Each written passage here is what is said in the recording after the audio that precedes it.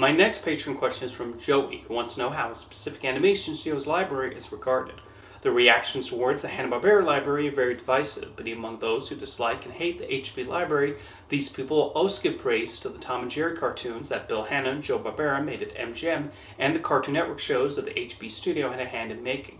What do you think are the reasons that those that dislike the non-CN HB cartoons also give praise to both Bill and Joe's Tom and Jerry cartoons and the CN cartoons the HB studio worked on? That's an interesting question. When people talk about Hanna-Barbera's animation legacy, the beginning and ends of their careers are often praised and seen as high points in their directing and producing output, but the middle is less so. A lot of their television productions are notably derided in some circles for the animation methods and their writing. There are indeed those who dislike Hanna-Barbera, but will admit to enjoying those exceptions like Joey mentioned. The Tom and Jerry cartoons are considered animated classics, with their shorts still considered among the finest of the golden age of animation. Those shorts even won 7 Oscars in total, showing the industry appreciation for that dueling cat and mouse. A major reason why they're respected is likely because Hanna-Barbera's approaches were different with those. Unlike their television shows, which put an emphasis on dialogue along with occasional slapstick, the Tom and Jerry cartoons derive their humor almost entirely from traditional cartoon violence and see in what ways the duo would pulverize each other. The animation was also a lot more fluid as opposed to the smaller number of drawings created for the shows. Early on, this was due to the smaller budgets given to animated television productions, although here's something that might surprise you. According to Joseph Barbera, each Tom and Jerry cartoon cost about $50,000 to make. However, the Flintstones would cost $65,000 per episode, which was seen as a major risk for ABC at the time when they agreed to pick up the series. That was quite expensive for a half-hour sitcom in the 1960s. However, Hanna-Barbera was also producing a lot more animation and would often have several animated shows being made at once and was smart to simplify things. You also have to remember people were typically watching them on smaller tube sets, many in black and white. It's not like today with a high-definition widescreen televisions that can showcase every little detail. Hanna-Barbera did admittedly turn into a factory with a lot of shows of similar concepts.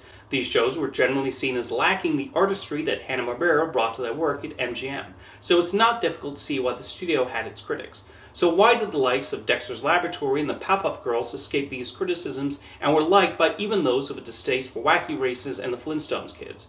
Well, I think a major reason is they were clearly the result of the creators' individual voices and came from an original idea someone at Hanna-Barbera and Cartoon Network had successfully pitched.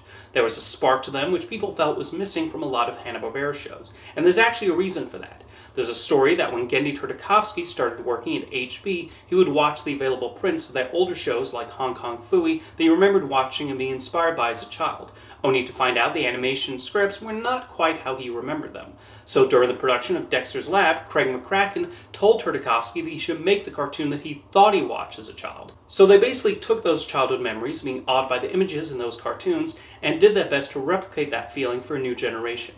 I think you can almost divide Hanna-Barbera's careers into 4 sections. Their early years making theatrical shorts for MGM, the initial beginnings in television with shows like The Flintstones, Yogi Bear, Top Cat, and Scooby-Doo, the routine and mass production period of the 70s and 80s, and finally the more creator-driven era at Cartoon Network. Those are certainly distinct periods in the history of Hanna-Barbera that showcase different aspects of their accomplishments and detriments, and it's clear why some gravitate towards the fluid slapstick animation of Tom and Jerry and the sensibilities of the CN series from the likes of Tartakovsky and McCracken. And even the duo's biggest fans have admitted not every series produced by them fired on all cylinders. I think their legacy remains secure though, and several of the characters they helped bring to screens will always retain some audience, regardless of someone's feelings about the animation and writing. They did prove animated series, whether for primetime or Saturday mornings, were possible and paved the way for so many that followed. That influence is undeniable, whether you think what they produce is worthy of respect or not. Thank you for your question, Joey.